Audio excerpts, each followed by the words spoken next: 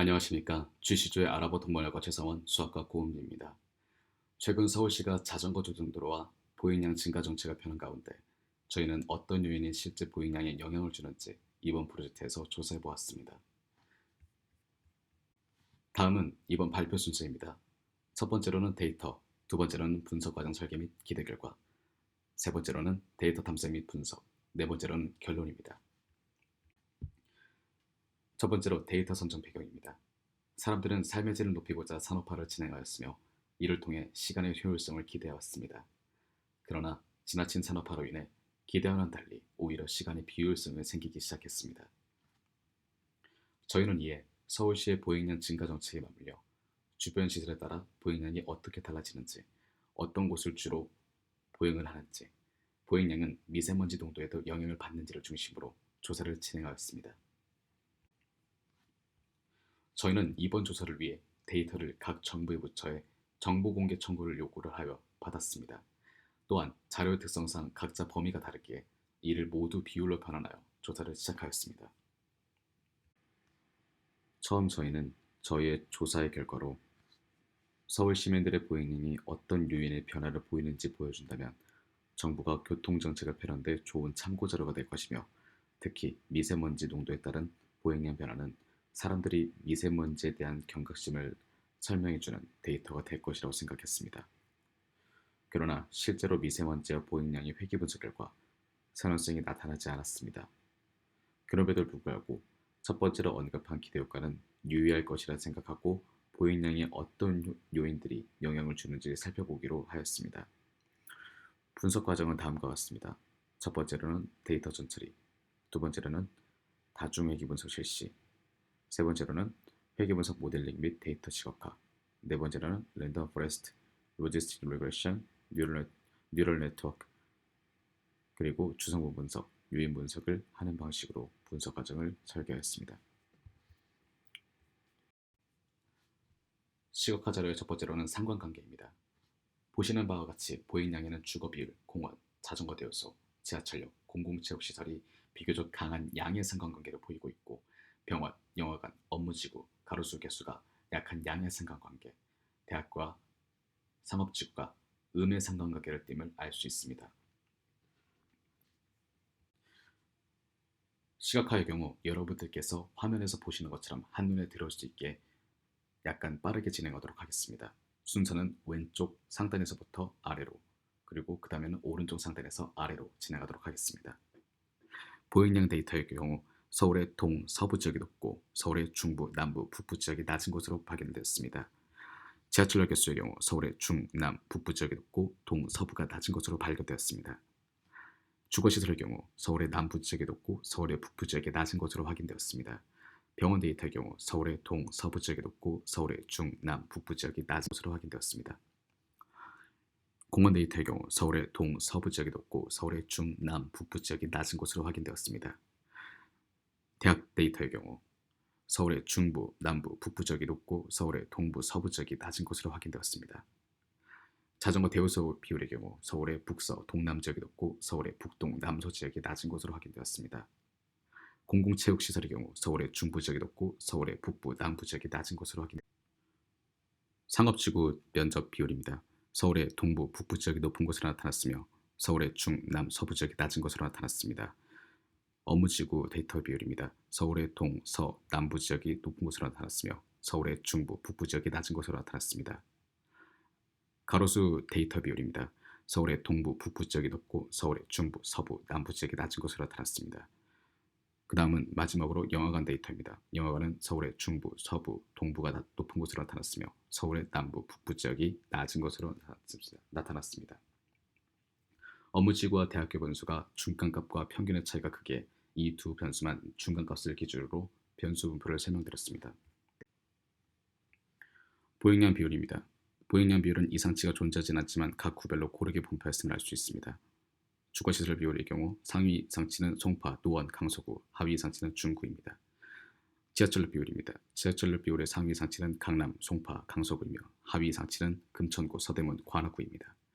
병원 비율입니다. 병원 비율은 상위 이상치가 영등포구로 나타났습니다.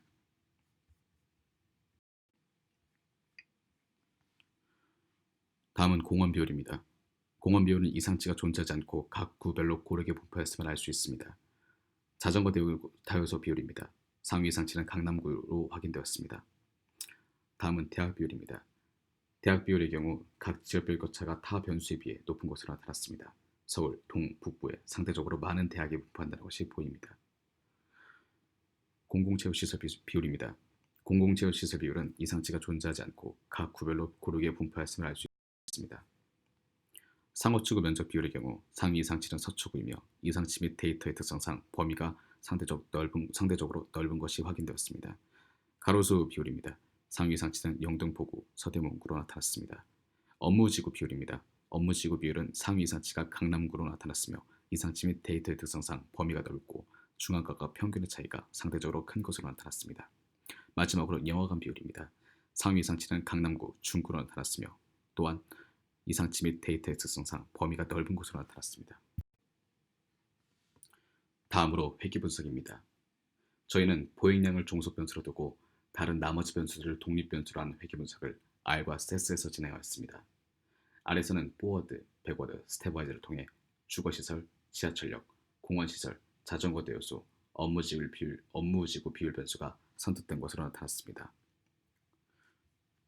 선택 기준은 백워드와 스텝와이즈의 AIC가 가장 낮기 때문에 백워드와 스텝와이즈를 기준으로 변수를 선택하였습니다. 세스에서도 동일한 방식으로 회귀 분석을 진행하였으나 변수가 다르게 선정되었습니다. 저희는 이곳에서 정부기관 및 각 학회에서 공식적으로 인정받는 세스를 기준으로 회귀 변수를 선택하였습니다. 그 결과 주거시설 비율, 지하철역 비율, 병원시설 비율, 공원, 자전거 대여소 비율로 모델이 선정되었습니다. 선택된 회귀 모형은 약 89%의 설명력을 가지고 있는 것으로 확인되었습니다. 다음으로 예측한 회귀식이 실제에 얼마나 적용이 될지를 검증하기 위해 K-fold 크로스 밸리데이션을 실시하였습니다. 트레이닝 샘플을 사용해서 회귀식을 만들고 이 회귀식을 홀드아웃 샘플에 적용하여 홀드아웃 샘플에서의 수행 능력을 측정하고 실제로는 얼마나 회귀식이 설명력을 가지고 있는지 테스트하는 방법입니다. 이곳에서 나타난 회귀식의 설명력은 예측한 회귀식의 설명력인 약 89.4%보다 8.8%포인트 감소한 80%의 설명력을 가지고 있는 것으로 확인되었습니다. 저희는 예측한 회귀식에서 각 변수의 중요성을 한번 체크해 보도록 하였습니다. 변수의 중요성은 주거시설 비율, 공원시설 비율, 자전거 대여소 비율, 지하철역 비율, 병원 비율 순서로 중에다가 높은 것으로 확인되었습니다. 이렇게 저희는 도출된 회귀식이 회귀 분석의 기존 가정에 맞는지 검증하였습니다. 선형성은 Analysis of Variance F p-value로 만족되는 것을, 정규성은 샤피로-윌크 테스트로 만족되는 것을, 마지막으로 등분산성은 더비너스 검증으로 만족하는 것을 볼 수 있습니다. 더비너스 통계량이 1.985로 규모 가설을 기각하여 상관계수가 없는 것을 확인하였습니다. 다음으로 회귀식의 다중공전성 검증입니다. 다중공전성이 있다고 밝혀지면 회귀계수의 표준 편차가 불균형적으로 커집니다. 그로 인해 신뢰성이 있는 추정치를 얻을 수가 없습니다. 그러나 각 변수의 VIF 값이 10에 근접하지 않으므로 다중공전성이 있다고 할 수는 없는 것으로 밝혀졌습니다. 다음으로 회귀 분석에서 얻은 유의한 변수들의 R-스퀘어를 분석해 보도록 하겠습니다. R-스퀘어는 수정된 R-스퀘어의 설명력만 저희가 말씀드리도록 하겠습니다. 주거 비율의 경우 약 65%의 설명력, 병원 비율의 경우 약 8%의 설명력, 자전거 대여소 비율의 경우 약 61%의 설명력, 지하철역 비율의 경우 약 35%의 설명력, 공원 비율의 경우 약 72%의 설명력을 가지고 있는 것으로 확인되었습니다. 다음으로 회귀 분석을 통해 얻어낸 변수들을 통해 주성분 분석을 실시했습니다. 저희는 고유값이 1이 넘는 것을 기준으로 두 개의 주성분을 선택하였습니다. 선택한 주성분은 다음과 같은 식으로 구성되어 있으며 제1 주성분의 경우 전반적인 데이터, 즉 보행량률, 주거시설 비율, 지하철역 비율, 공원 비율, 병원 비율, 자전거 대여소 비율이 높다는 것을 보여주고 있습니다. 또한 데이터의 약 58.7%포인트가 PC1에 의해 설명되는 것을 알 수 있습니다. 제2 주성분의 경우 값이 클수록 지하철역 비율, 병원 비율, 자전거 대여소 비율은 높으나 이에 비해 보행량률, 주거 비율, 공원 비율이 낮은 것으로 확인되었습니다. 그리고 전체 데이터의 약 19.5%가 제2 주성분에 의해 설명되는 것을 알 수 있습니다. 저희는 앞서 발견한 주성분을 통해 행렬도를 그려보았습니다. 이곳에서 제1 주성분을 기준으로 제1 주성분이 0보다 높은 것을 보면 대부분 서울, 동, 서, 북부의 구가 주성분이 제1 주성분이 높은 것으로 확인되었고 전체적 데이터 비율이 높은 것으로 확인되었습니다. 제1 주성분이 낮은 곳은 대부분 서울, 중부, 남부의 구였으며 전체적인 데이터 비율이 낮은 것으로 확인되었습니다.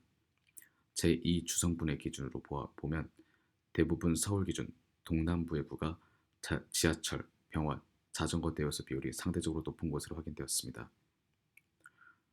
제2 주성분이 낮은 곳을 확인해보면 대부분 서울, 중부, 북부, 서부의 구가 제2 주성분이 낮은 곳으로 확인되었으며 보행량, 주거 비율, 공원 비율이 상대적으로 높은 것을 확인할 수 있었습니다. 다음은 유의한 변수들을 통해 자료들이 어떤 요인으로 설명이 되고 상관관계를 갖는지 요인 분석을 실시하였습니다. 요인은 고유값을 기준으로 두 개를 선택하도록 하였습니다.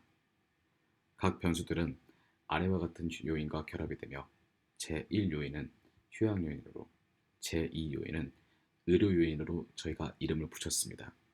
즉 전체 데이터는 휴양 요인과 의료 요인으로 상관관계가 있다고 설명될 수 있는 것입니다. 지금까지 저희는 데이터의 선행성을 파악하였으며 전체 데이터가 어떻게 설명될 수 있는지를 확인하였습니다. 지금부터는 보행량이 평균인 4보다 낮으면 0으로, 높으면 1로 바꾸는 범주형 자료 변화를 실시하고 그 이후 분류 테스트를 진행하도록 하겠습니다. 첫 번째는 랜덤 포레스트입니다. 랜덤 포레스트는 의사결정 나무의 향상된 모형으로 이를 진행함으로써 의사결정 나무는 진행하지 않도록 하였습니다. 먼저 데이터가 음수가 되는 것을 방지하는 방식으로 표준화를 진행하였습니다. 두 번째로는 처음에 말씀드렸던 것처럼 보행량이 평균인 4보다 낮으면 0으로, 4보다 높으면 1로 바꾸는 자료의 범주를 실시하였습니다. 그 결과 엔트리가 400, m출하기가 3일 때 가장 낮은 에러를 보이는 것으로 확인이 되었습니다. 변수의 중요도를 보시면 다중회귀 분석에선 기각된 변수들이 랜덤 포레스트에서는 중요한 변수로 카운팅이 되는 것을 확인할 수 있습니다. 다음은 신경망 분석입니다. 히든 레이어 1개, 2개, 3개, 4개 중 가장 정확도가 높은 3개의 레이어 상태로 신경망 분석을 진행하였습니다. 그 결과 정확도가 57.14%로 나타났으며 번수의 중요도는 상업지구, 지하철, 주거, 자전거 대여소, 영화관, 공원, 병원, 가로수 개수, 공공체육시설, 대학, 업무지구 순으로 나타났습니다. 변수 중요도와 일반화 가중치 분석의 결과를 보면 중요도가 낮은 만큼 분산의 폭이 적고 중요도가 높은 만큼 분산의 폭이 높음을 알 수 있습니다. 다음은 한 개의 층에 더 있는 신경망 분석입니다. 정확도는 28.57%로 나타났으며 변수의 중요도는 상업지구, 지하철역, 가로수의 개수, 자전거 대여소, 대학, 병원, 공공체육시설, 공원, 주거시설, 업무지구, 영화관 순으로 나타났습니다. 다음은 일반 로지스틱 회귀 분석입니다. 일반 로지스틱 회귀 분석에서는 주거, 공공체육시설, 영화관, 병원 변수가 유의한 것으로 나타났으나 R스퀘어 CU 설명력이 매우 낮으며 AOC가 1이 나타나는 현상이 발생하였습니다. 이것으로 저희는 일반 로지스틱 회귀 분석이 적합하지 않다고 판단하였습니다. 그리하여 저희는 보행량을 총 5레벨로 분류하였습니다.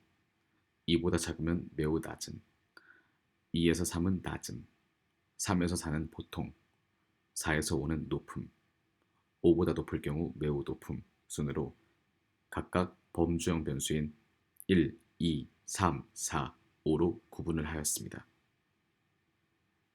다중 로지스틱 회귀 분석은 12.5%의 매우 낮은 정확도를 보여주었으며 모든 변수가 다항 로지스틱 회귀 분석에서는 유의하지 않은 것으로 나타났습니다. 그리하여 저희는 다항 로지스틱 분석은 해당 데이터를 설명하기에 적합하지 않다고 결론을 내렸습니다. 저희는 앞의 모델에서 어떠한 모델은 오분율이 높거나 어떠한 모델은 정확도가 떨어지는 것을 확인하였습니다. 이로 인해 저희는 판별 분석을 실시하였으며 판별 분석에서는 저희가 회귀 분석에서 얻어진 유의한 변수들을 사용하여 판별 분석을 실시하였습니다. 이때도 보행량이 평균값 4보다 높은 경우에는 1로 범주형 변수를 설정하였고 낮은 경우에는 0으로 범주형 변수를 설정하였습니다. 그리하여 0과 1을 구분짓는 판별 분석을 실시하였습니다. 판별 분석의 결과 오분율이 12%로 나왔으며 이는 앞선 모델보다 비교적 높은 정확도를 보여준다고 말할 수 있습니다. 그리고 0과 1을 구분짓는 컷오프는 Linear Discriminant Function for NPHL 이곳에서 NPHL은 보행량이 0과 1로 나눠진 종속 변수입니다. 이곳에 콘스탄트 0값에서 1값을 뺀 것으로 컷오프 포인트를 설정할 수 있었습니다. 이 컷오프 포인트인 8.716보다 높으면 보행량이 높은 곳으로 분류가 되고 8.716보다 낮은 곳은 보행량이 낮은 곳으로 분류가 됩니다. 연속형 종속 변수 선형 모델은 회귀 분석칙을 채택하였습니다. 그리고 이산형 모델, 즉 분류 모델은 판별 분석칙을 채택하였습니다. 판별 분석칙은 앞에서 보신 것처럼 오분율이 다른 모델보다 비교적 작은 수치가 나왔기 때문에 저희는 판별 분석칙을 분류 모델로 채택하였습니다. 또한 저희는 회귀 분석 이후 주성분 분석을 실시하였습니다.